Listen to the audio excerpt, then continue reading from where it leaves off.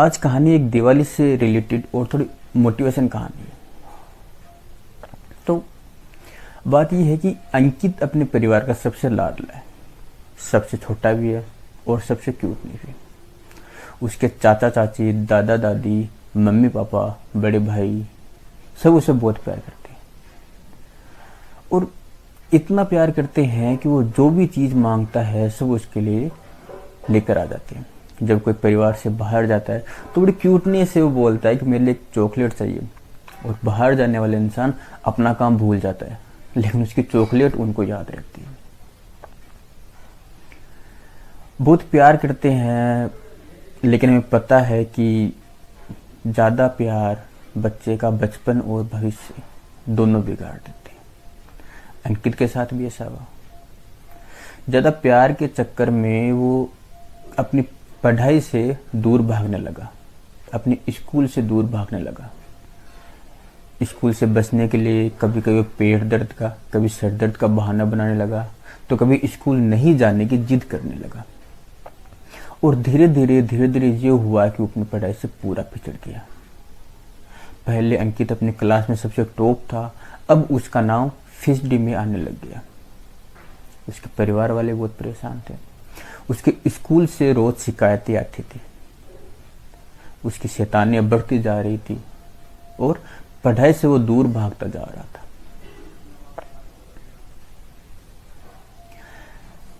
परेशान होकर एक दिन स्कूल के जितने भी स्टाफ है उन्होंने एक पेरेंट्स टीचर मीटिंग का आयोजन किया और जितने भी बच्चे हैं सबके माता पिता दोनों को या फिर माता पिता में से किसी एक को स्कूल आने के लिए अनिवार्य किया।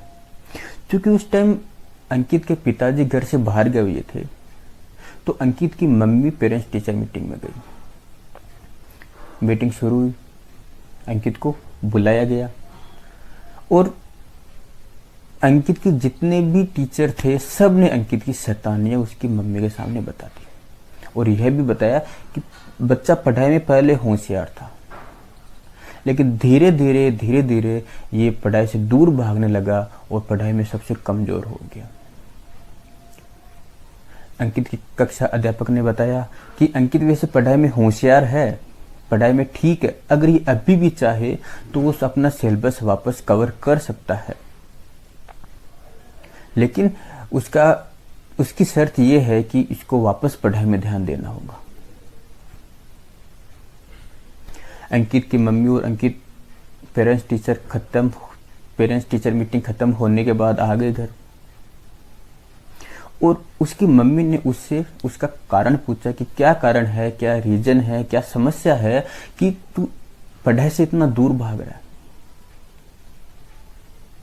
अंकित ने बताया कि जब वो पिछले महीने बीमार हो गया था और वो 5 दिन स्कूल नहीं गया था और जब 5 दिन बाद में स्कूल गया था तो स्कूल का काम इतना ज़्यादा बढ़ गया था कि वो उसको कर नहीं पा रहा था।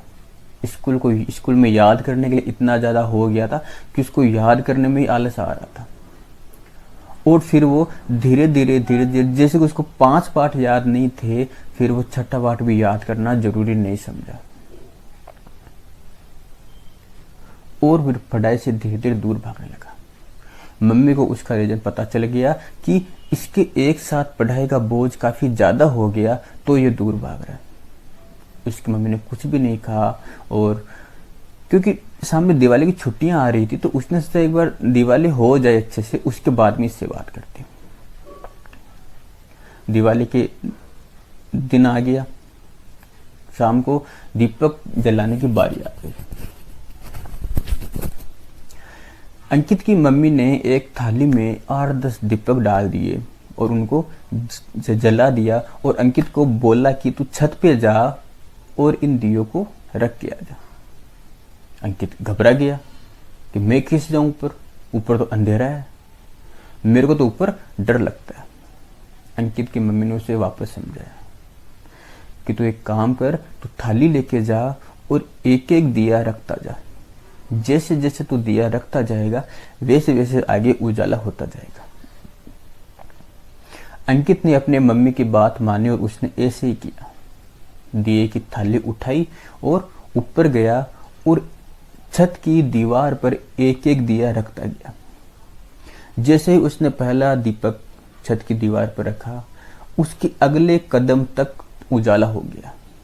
उसने अपना अगला कदम आगे बढ़ाया और अगला दिया और रखा, तो उसके थोड़ी दूर अगले कदम तक उस दिए से उजाला हो गया। फिर आगे बढ़ता गया। ऐसे करते करते करते करते करते करते उसने पूरी छत पे दीपक रख दिए और पूरी छत पे उजाला हो गया। बहुत खुश हुआ वह ये सब देखकर। वो दौड़ा दौड़ा अपनी मम्मी के पास आया कि मम्मी, जैसे आपने मुझे बताया मैंने वैसे ही किया, और ऐसे करते करते पूरी छत पे उजाला हो गया। उसकी मम्मी ने सोचा कि अंकित को बताने का, समझाने का यही सही टाइम है, और उसने अंकित को बताया कि बेटा, जिस तरह से तूने एक एक दिया रखा, एक दिया रखते ही अगले एक कदम तक उजाला हो गया, इसी तरह से अगर तेरे सिलेबस याद करने के लिए ज़्यादा हो गया तो तू हर रोज़ अगर एक पार्ट याद करेगा, अगर हर रोज़ गणित की एक प्रश्नावली मिलाएगा, तो धीरे धीरे करके तेरे पूरा सिलेबस कवर हो जाएगा। अंकित ने सोचा बात तो सही है, क्योंकि प्रयोग करके आ गया वो पहले से ही। उसने एक दिया रखा, आगे उजाला हो गया, तो उसने सोचा क्यों ना एक बार मैं ये करके ट्राई करूं। दिवाली खत्म हुई। दिवाली पे उसने अच्छे से एंजॉय किया। दिवाली के अगले दिन से ही उसने वैसा ही किया जैसा उसकी मम्मी ने उसे समझाया। वो हर रोज एक पाठ याद करता, एक प्रश्नावली मिलाता, और धीरे धीरे धीरे धीरे होशियार हो गया और वापस क्लास में टॉपर आना शुरू हो गया। अब वह बिल्कुल भी लापरवाही नहीं करता है और हर रोज कंटिन्यू अपनी स्टडी पे ध्यान देता है। कभी कभी ऐसा होता है कि हमारी लाइफ में भी ऐसे बीतता जाता है। हम काबिल होते हुए भी उन सब चीज़ों को प्राप्त नहीं कर पाते जो हमारे लायक है। हम मुसीबतों को पहचान नहीं पाते। कभी कभी बहुत सारी मुसीबतें हमारी लाइफ में एक साथ आ जाती है और हम उन मुसीबतों से डर जाते हैं और हिम्मत हार जाते हैं।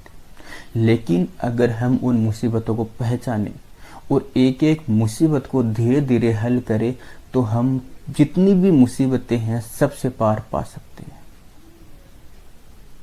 Thank you. हैप्पी दिवाली।